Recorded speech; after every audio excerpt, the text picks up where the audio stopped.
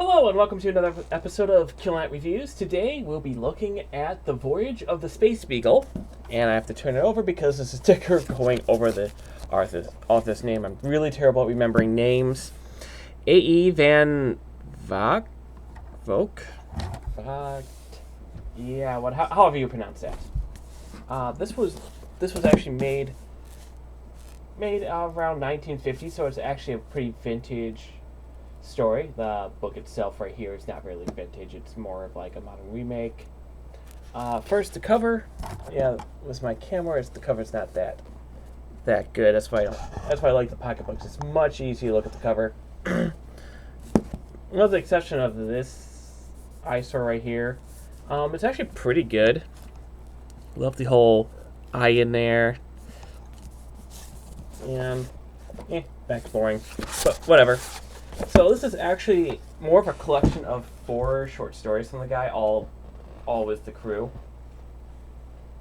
And they have to fight off like four different aliens. The first one, which is actually my favorite one, they have to fight some kind of like tentacled cat creature who kills off a few of the crewmates.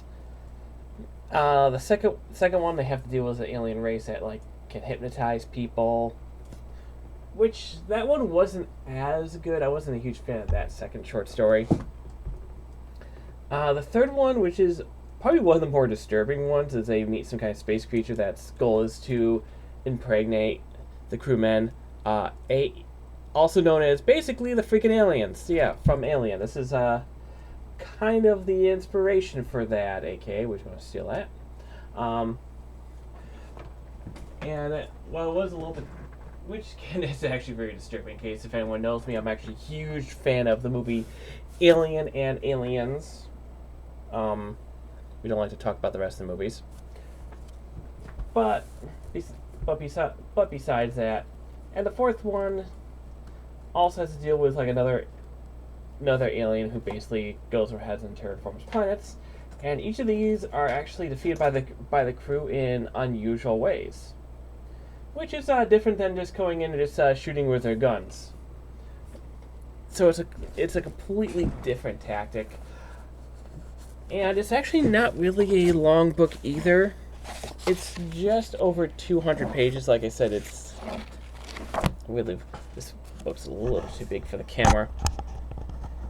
I need a better one. But that's beside the point. It's not a long story. Some of the chapters are only just a few pages long. And on the same time, there's also a power struggle between some of the crew members, basically between the scientific and military. And the main actual character, he's kind of an unlikable jerk because he's always like wants to be in power, doesn't like it when anyone else tries to take over, despite there's another guy called Kent who's also vying for power, and both are actually smart and intelligent men, and they probably could do a lot more if they actually worked together. My biggest problem with this book, though, is that they automatically switch from the human perspective to the alien perspective without any breaks. Always sounds like, yeah, the two guys are talking, and then boom, back to the alien. I was reading this like, wait, we're back to the alien now? Like, it was basically like no transition. It's like he's almost like in the same room, and the book just goes through there. It's a little annoying, and some of the transitions between the short stories, because it's supposed to be like one continuous book, is a little jarring. So, but overall, it's your typical classic sci-fi book. A lot of good inspiration, a lot of creative aliens, especially back in the 1950s. This actually definitely feels like ahead of its time. And it felt like it could have been written like at any time. So where do I grade this book? Obviously, was my previous complaints.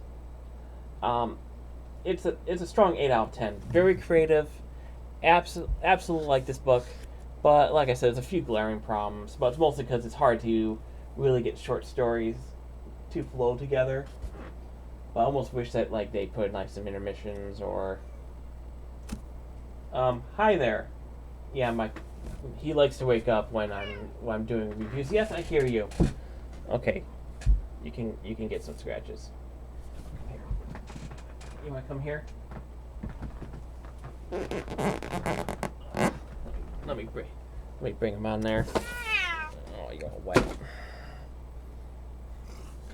Yep. This is my cat. This is basically the one that sometimes likes to ruin some of my reviews. No, you're not. This is like your first time on my desk. His name is Miles, and he's actually really old. I had him since like 2005, 2006. It's obviously 2022 now, so he's really old. Sadly, he did give me a scare a few months back. He actually was really, really sick. He wasn't eating at all. He was just mostly just hiding, basically underneath a couple of things near the heater. But he's all better now. He's all eating. He's gaining his weight back. I absolutely love him. This definitely wasn't planned, but I'm adding him anyways because sometimes you can actually hear him in some of my reviews. Because when I start doing these reviews, he comes up either once into my room because I keep the door shut, or he just wants to come in, come over and see what I'm doing. So, how are you? You doing good now? Now that I'm giving you attention? Yep. So yeah, until next time, this is Killer Ant.